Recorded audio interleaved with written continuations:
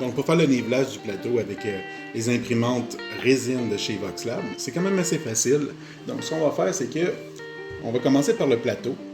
On va aller l'oussir avec l'outil qu'ils nous ont mis dans le package.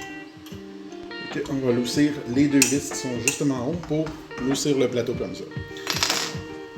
On va aller dans Tools et on va aller manuel pour aller à l'icône de petite maison. Donc, ça va descendre le plateau jusque dans le bassin. Là, au préalable, moi, le bassin, je l'avais déjà vidé. Il n'y a plus aucune résine dedans, justement pour que je puisse faire le nivelage. Donc, on va laisser le plateau descendre jusque dans le bassin. Une fois dans le bassin, on va juste repositionner le plateau. La raison pourquoi moi, je l'ai fait dans le bassin, c'est qu'on va déjà être à la bonne hauteur. Le FEP a déjà quand même une clairance qu'on doit respecter. Et y aller avec la feuille, ce n'est pas du tout la même mesure. Ça peut paraître fou, mais moi, pour toutes les imprimantes, ça fait 5 ans que j'en fais avec une imprimante résine. Je le fais de cette façon-là. Ça a toujours très bien fonctionné. Je n'ai jamais eu de problème. Donc, une fois que le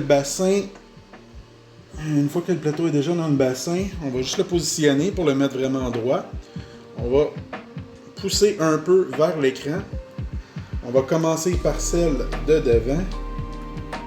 On va tout de suite la visser pour serrer ça.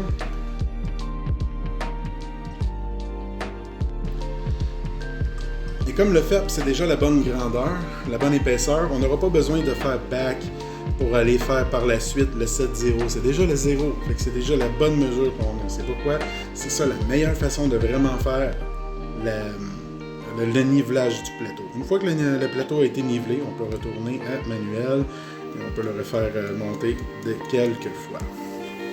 Ça, c'était pour le nivelage. Après ça, vous pouvez tout simplement mettre votre résine à l'intérieur et recommencer à faire vos prints. Il n'y a aucun problème, ça va très bien fonctionner de cette façon. Un petit truc à retenir, si vous avez surtout des prints qui restent beaucoup collés dans votre vat, un truc que je peux vous donner, c'est d'utiliser tout simplement du WD-40. C'est un lubrifiant pété à feu. Vous allez entendre ça très souvent dans le monde de l'impression 3D résine.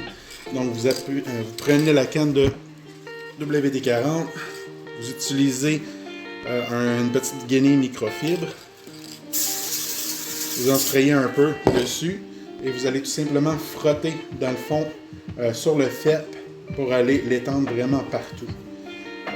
Ça va vraiment empêcher les prints de vraiment se coller dessus. Sinon, un autre produit que vous pouvez utiliser, aussi stupide que ça puisse paraître, du Rain-X. Le Rain-X, ça a un terme, c'est hydrophobique. Ça va empêcher justement les gouttelettes de vouloir se former sur le FEP. Et d'une même occasion, mais ça empêche à votre print de coller dessus. N'en mettez pas sur le plateau, c'est exactement le contraire que vous voulez.